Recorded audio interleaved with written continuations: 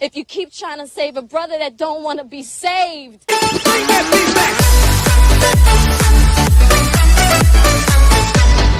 Paige. I want to talk to you heart to heart, or anyone that, I want to talk to all of the pages out there. I understand what you're going through. One of my early on relationships was an emotionally abusive relationship. And I saw that, like the flags. I saw that, or I knew that it didn't feel right. When he would say stuff, and I'd be like, why is he questioning my intelligence? He would belittle me, and I would accept it, because I'd be like, well, he didn't really mean it. Like, I would make excuses for him just so I could be okay with the relationship. Or I would focus on the better qualities of him when he did something that felt good, or that he said something that felt good hearing. I would highlight that, and then I would downplay, the negative things that he was saying and doing. But as he was saying and doing it, and the more I accepted it, the more it began to, mess with me, with my personal self-esteem. And that's what abusers do. They want to tear you down, and they tear you down little by little by little by little by little. So to be perfectly honest with you, like,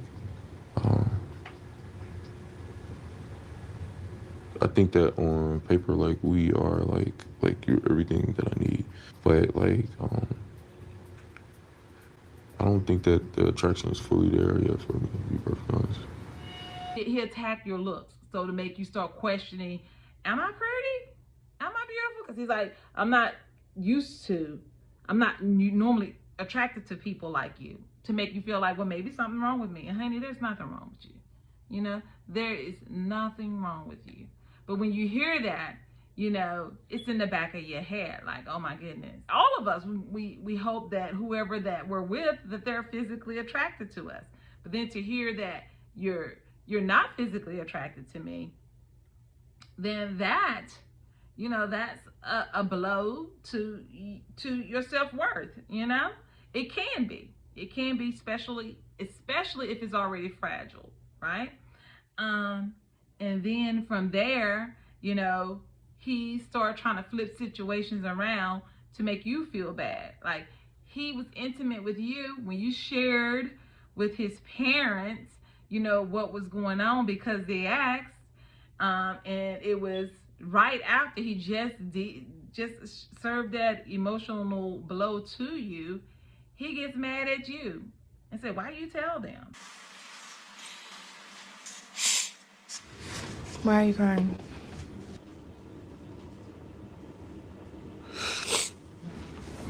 So what bothered me the most was I ain't never talked about my sex life as an adult with my parents. It was weird, man. But you don't do that. You don't bring nobody parents. Like, I'm from Chicago. It's a different type of code that we follow. You don't disrespect nobody's mom or parents. You don't disrespect nobody's kids. You don't disrespect nobody's spouse. Okay, why tell them why you do it? You did it to me. And he tried to flip it around like you had did something wrong. Again, being emotionally abusive. And then you get off somewhere else, and then he takes you in this whole charade, not wanting to tell you about, the baby, and then made it a whole ordeal instead of just sitting down like a mature adult and say, hey, I just got some news. This is what it is, and hopefully we can work through it. And then he would contradict himself so much. One minute he's saying he's not attracted to you, then the next minute he said, I'm not 100% attracted to her. So I have to, respect you as the queen in my life. Since Saturday, I have grown as it pertains to attraction to you. I do think that you are beautiful, which is what I've explained before. Right now, doesn't matter if she's pregnant or not. You're my wife. Nobody comes before you. So Doesn't matter, you know what I'm saying, what is going on with that. All that matters is the woman I made a vow to. And you come before her, you come before my mom, you come before everybody, because I made a vow to you. Conversations has arose about what parenting together looks like, including getting back together. Because I still love her. I did not say that we were getting back together. I just said that we've had discussions as to what it looks like, what it doesn't look like, what raising a child together looks like, and what it doesn't look like. I've had that conversation. I'm attracted to you. Then the next minute I'm starting to become more attracted to you. And then he goes from that to saying I'm starting to be spiritually attracted to you. And oh, only you can pray for me. I'll say this as well. Like yesterday, I started seeing you in a different light. Like I became like spiritually attracted to you. And like I feel like I am attracted to you now. And I can see us working out beyond the next 7 weeks. He's giving you all these other things that make you feel like there's these qualities about you that's reeling him in. And then on the flip side, he's saying, oh, but I'm still in love with my baby mama. I want to get back with her. And then when you challenge that, then he said, no. I didn't say that. I mean, and then he'll say something else that would make you be like, well, maybe there's still hope. And it's not. It's not. You have to love yourself first. You have to love yourself, and you have to know when to say enough is enough. When you're in a situation where it's causing you to compromise yourself, your self-worth, then that cost is too high. It's too high. You cannot save somebody that don't want to be saved. My favorite line from one of my favorite movies, Lyric and Jason Lyric, when she told him, stop trying to save a brother that don't want to be saved. If you keep trying to save a brother that don't want to be saved. Chris doesn't want to be saved right now. He don't know he needs to be saved. He's having fun. He's having fun, and he's going to continue to hurt people because he's hurting. He's hurting, and until he heals those compartments within his being that need to be healed, until he's healed. And first you have to know he needs to be healed. You got to find out, what's creating those traumas for him. What's causing him to react the way he is. What's causing him to go after relationships that's unhealthy. So I feel like, you should pay attention to those red flags. But through this process, now it teaches you what you don't want. And when those flags start to show up in the future, run. When somebody show you who they are, believe them the first time. Believe them the first time. And then when you said, he has dragged me emotionally. He has dragged you physically. He dragged you physically and he's dragged you emotionally. And it's only gonna get worse. This has only been like the first week in your relationship. And he has you, in tears, crying like, oh my goodness, this is too much. I can't. You don't have to accept this. You did your part, but you cannot make a relationship work for two people. If I'm the only person in my relationship trying to make it work, it's not going to work. If the other person that I'm trying to be in a relationship is not ready for a relationship, it's not going to work. And I got a secret for you. Come in closer. The baby mama or the ex-fiance, whether he's with her today or not, it's not gonna work. Even if you and him divorce or get your marriage annulled and he was to marry her, it's not gonna work. And the reason it's not gonna work is because he has so many unresolved issues within himself that he is not dealing with. And he has a lot of immature response or behaviors that still requires growth. He doesn't even know it. He's very impulsive, and when someone brings that out to him, he lashes out. We see that on the show. We see that on social media as the show, in real time as the show is going on. He is continually lashing out, you know, and it's the way he feels like he's being attacked, so he's going to attack back. You don't need that. You don't need that. You don't need that. And until he's ready to heal, any relationship is not going to work. And all of the things that he's seeking to fill that void, money is not going to fill that void. A baby is not going to fill that void. Babies are not going to fill that void. Wives is not going to fill that void. So we can't worry about him right now because he's not in a mental place where he's ready to heal. But you, my friend, you can heal. You can move on. You know, don't be intimate with someone just because you feel like, okay, I feel like this is my duty, or he's going to be angry with me. You know, no, I don't know him like that. Make him earn it. Make him earn your love, hunty. You're worth it. You got to know at the end of the day, I'm worth it. And then until you can have a standard for what you're willing to take. So now you've seen a whole lot that he done showed you. Anybody that comes after him to show you any of those things, cut it right then and there. Ain't got time for it. It took me having to be in relationships, to experience relationships, to see how good a relationship can be. One of my first relationships, as I stated, was an emotionally abusive relationship.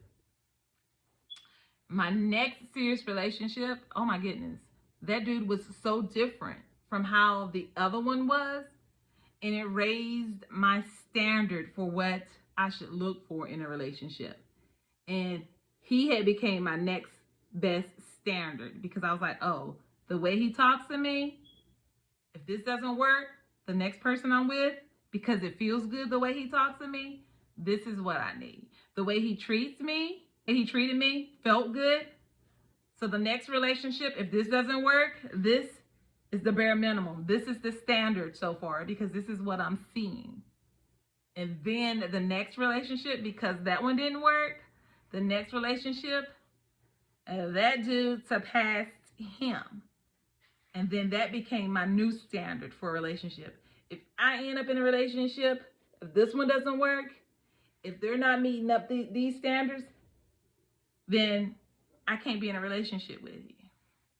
That relationship that was not healthy, that was not conducive to adding value to my life,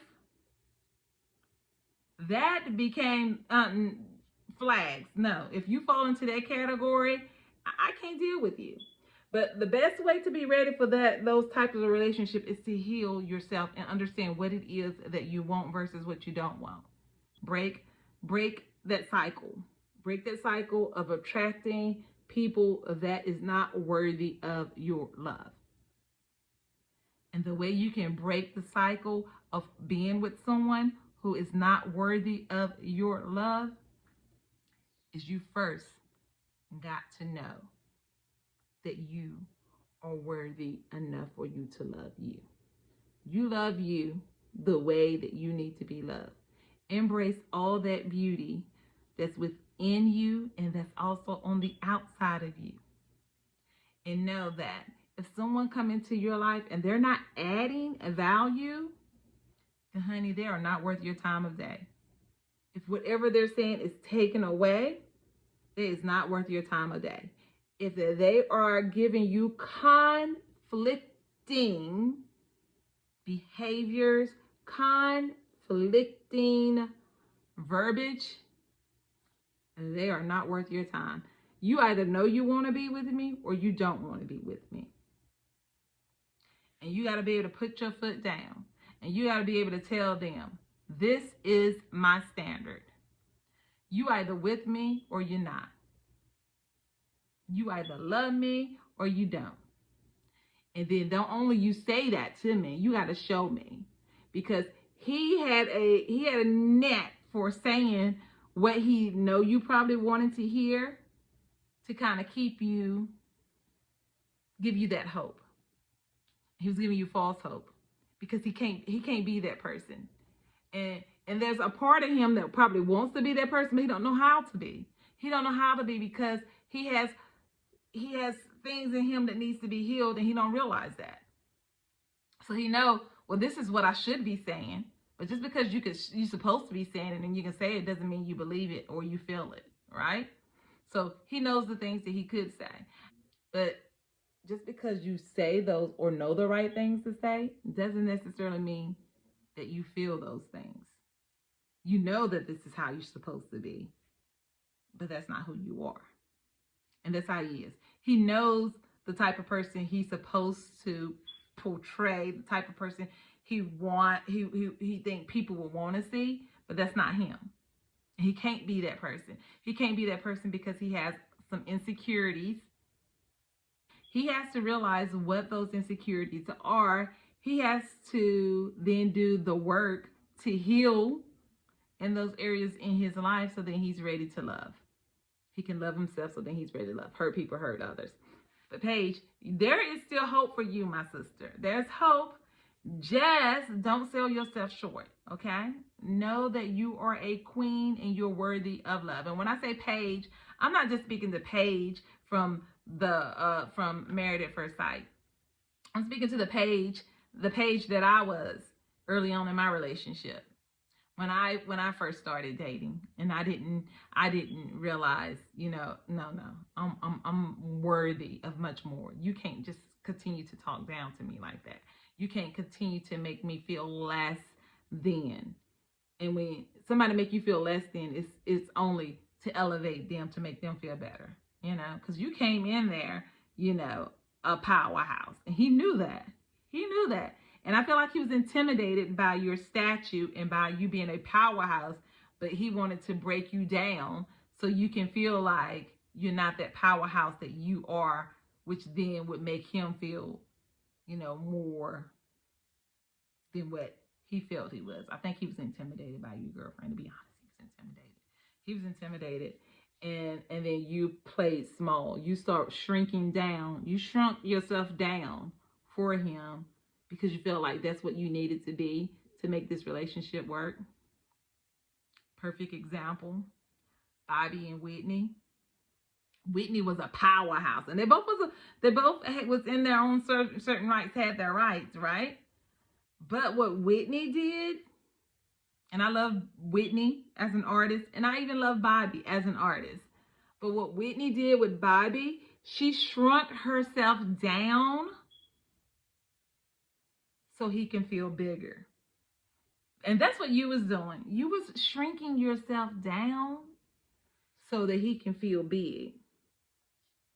But I don't care how you shrunk down. Only thing that was doing was dimming your light. And there's still parts of him that he needs to heal. So I don't care what you would have said, what you would have done. There's nothing you can say. There's nothing you could do that was going to make him be any different than he is. Because he is who he is. He is who he is. And I'm not saying this trying to come down on him and say, he's going to be like this forever. Hopefully what he can do is look back at this from an objective perspective and say, wait a minute, that wasn't right. Or see himself in a different light and start working towards healing himself and become the person that he was created to be, a better person. So I say all that to say there's hope. There's hope for Chris if he wants it. If he wants it, there's hope. And Paige, there's hope for you and for any and all Paiges out there. No matter what circumstances you find yourself in, no matter what situations you find yourself in, know that there's hope. See you in the next video. If you like this video, don't forget to like, share, and subscribe. More content coming your way.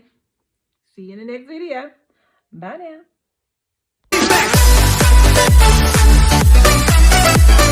I feel like this whole process just was a thing of, hey,